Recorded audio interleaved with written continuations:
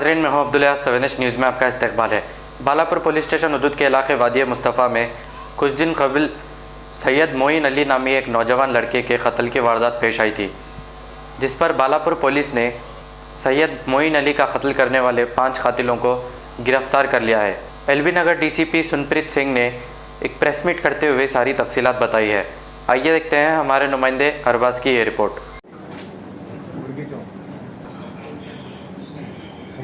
इस महीने 22 और 23 की रात को बालापुर में वादी मुस्तफ़ा एरिया में एक बहुत ही खतरनाक तरीके से मर्डर हुआ। इसमें जो मरने वाला है उनका नाम मोमिन है। एक्चुअली रात को 1:45 से 1 बजे के बीच में मोमिन और खालिद दोनों लड़के एक फरहान जो आदमी है उसके घर से निकले एक स्कूटी के ऊपर।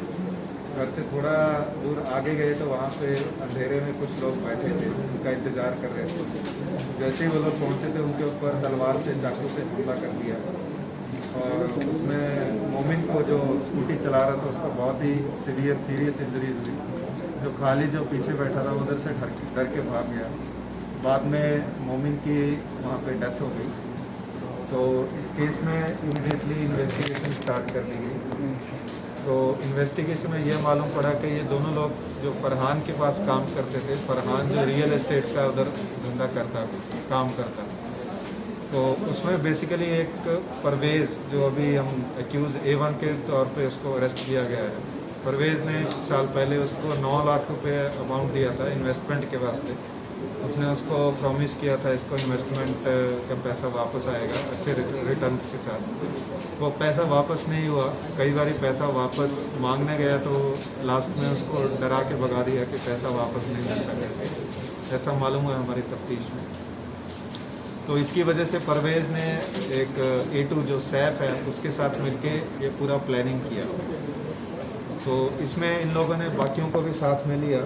उनके नाम है A1 तो मोहम्मद परवेज़ है, A2 जो है शेख उस्मान अली सैफ है, ये आसिफ नगर का रहने वाला है। बाकी के जो एक्यूज़ हैं उनमें एक मोहम्मद मज़र है, मोहम्मद रशीद है और मोहम्मद अकरम है। तो इन सब ने मिलकर प्लान बनाया कि फरहान के ऊपर अटैक करेंगे, उसको मार देंगे क्योंकि पैसा वापस नहीं आया। और परवेज़ ने इन लोगों को प्रॉमिस किया कि तुम लोगों को 2 लाख रुपये मैं दे देता हूँ।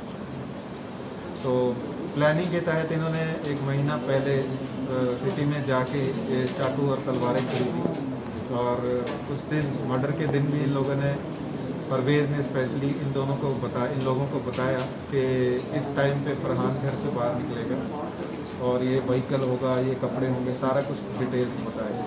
और बदकिस्मती से उस टाइम पे फरहान की जगह पे ये जो बनने वाला मोमिन है ये घर से बाहर निकला। उसी टाइम में मोमिन और खालिद, इनके कपड़े भी वैसे ही डाले हुए थे जैसा डिस्क्रिप्शन परवेज़ ने इनको फरहान के बारे में बताया। तो घर से जैसे लोग थोड़ी दूर निकले वहाँ पे अंधेरा था। अंधेरों में इन लोगों ने डायरेक्टली इनके ऊपर अटैक कर दिया बिना कोई बात की और इसमें इसकी डेथ हो गई मोमिन की। अभी आज ये 5 एक्यूज जो है इनको पकड़ लिया गया है, इनको कस्टडी में ले लिया है और इनको भी कोर्ट में पेश कर देंगे।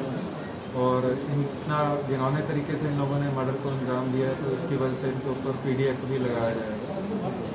बेसिकली इसमें जो इन लोगों के जो माँ बाप हैं और जनरली जो भी बाशिंदे हैं इलाके के, उनको हम गुजारिश करते हैं क्योंकि सारे बच्चे देखेंगे, सारे 19, 20 और 21 साल तक ऐसी इनकी उम्र है जिस उम्र में इनको पढ़ना लिखना चाहिए, कोई नौकरी की आगे तलाश करनी चाहिए। ये लोग सारे क्राइम्स में पड़े हुए हैं, क्रिमिनल हिस्ट्री इनका सबका है। इसमें अब देखेंगे सैफ के ऊपर इससे पहले 15 केस बुक हुए हैं चोरी के, वो जेल भी जाके आ चुका है। मज़र के ऊपर 3 केस है चोरी के, वो भी पहले जेल जाकर आ चुका है। और अकरम के ऊपर 1 केस है मारपीटी का, वो भी जेल जाकर आ चुका है। तो इसी एज में इन लोगों का सारा का क्राइम रिकॉर्ड स्टार्ट हो गया है। और पेरेंट्स अगर थोड़ा अपने बच्चे के ऊपर ध्यान रखें, बच्चे क्या कर रहे हैं, किधर जा रहे हैं, किसके साथ मिल रहे हैं, कहाँ पर बैठ रहे हैं, किसके साथ बैठ रहे हैं, तो थोड़ा ये क्राइम को कंट्रोल किया जा सकता है। बच्चों को थोड़ा पढ़ाई के ऊपर फोकस करने के लिए बताया जाए तो वो लोग भी आगे अपना फ्यूचर के बारे में सोच सकते हैं और ऐसे सारे जो वाक़े हैं ये सब भी अवॉइड किए जा सकते हैं। खैर इनको भी कोर्ट में पेश किया जाएगा और इसमें हमारी पूरी टीम ने बहुत अच्छा काम किया। ACP वनस्थलीपुरम शंकर ने इसमें लीड किया और उनके साथ में बालापुर इंस्पेक्टर भास्कर और एडिशनल इंस्पेक्टर देवेंद्र, और साथ में जो हमारे बाकी के वहाँ पे जो एसआईज है मधु, विनय, नागराजू, इन लोगों ने, और साथ में कांस्टेबल्स श्रीधर, मल्लेश और राघव, इन सब ने बहुत ही अच्छा काम किया है। इन सबको हम रिवार्डी से सम्मानित करते हर एक चीज़ सर ये हैं।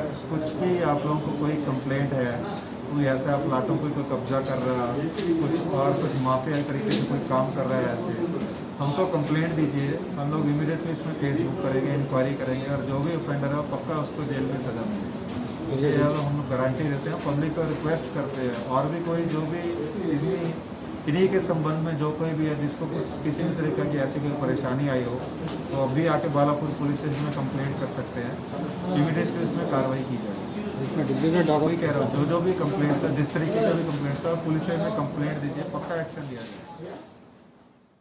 जर्मनटन हॉस्पिटल ऑर्थोपेडिक से मुताल्लिक हर मरीज यहाँ शिफायाब।